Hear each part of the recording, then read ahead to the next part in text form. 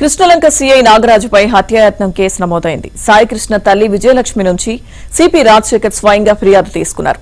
అటు సాయికృష్ణ అదృశ్యంపై నేడు విజయవాడకు దర్యాప్తు అధికారి నరసింహకిషోర్ వెళ్లనున్నారు.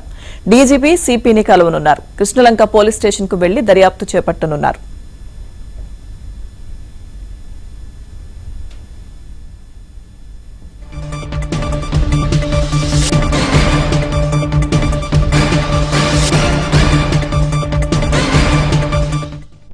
కృష్ణలంక సీఐ నాగరాజుపై హత్యాయత్నం కేసు నమోదైంది. సాయికృష్ణ తల్లి విజయలక్ష్మి నుంచి సిపి రాజశేఖర్ స్వయంగా ఫిర్యాదు తీసుకున్నారు.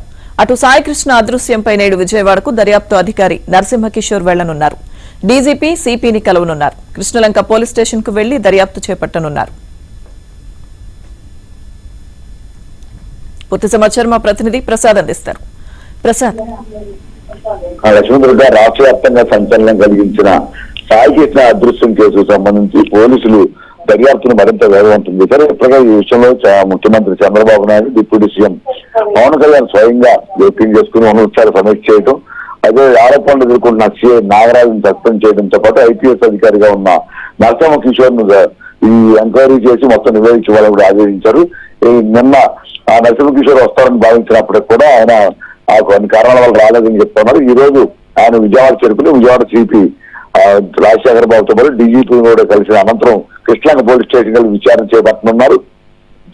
మొత్తం అది ఈ వ్యవహారానికి సంబంధించి సాయికృష్ణ స్టేషన్ తీసుకువచ్చారా లేదా, తీసుకొస్తే ఎవరో ఆ సమయంలో ఆ విధుల్లో ఉన్నారు, వారు ఆ ఏదైనా ప్రత్యక్షంగా చూశారు, అలాగే ఆ సీఐ నాగరాజు ఏ విధంగా వ్యవహరించాలనే అంశాలపై కూడా వారి నుంచి ఆ రిపోర్ట్ తీసుకొని ఉన్నారు.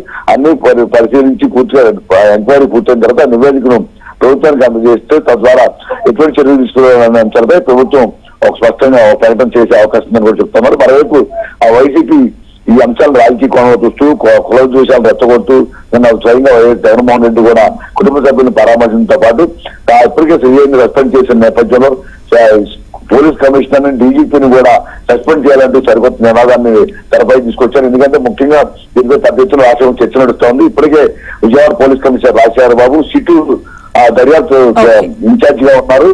అందువల్ల ఉద్దేశపూర్వకంగానే ఈ మద్యం కుంభకోణానికి సంబంధించి ఆయన అన్ని బయటపెట్టిన నేపథ్యంలో అతను టార్గెట్ చేసి అతను సస్పెండ్ చేయాలని ఈ రోజు తెరపై తీసుకొచ్చిన కూడా భావిస్తున్నారు. మొత్తం ఈ వ్యవహారంలో ఈ లాకప్ జరిగిందా లేదనే అంశాలపై విచారణ పూర్తయిన తర్వాత వాస్తవాలు వెలుగులోకి వస్తాయి. అప్పుడే ప్రభుత్వం అధికారులకు చర్యలు ఇస్తున్న అవకాశం ఉంది. ప్రశ్న థ్యాంక్ యూ ప్రసాద్.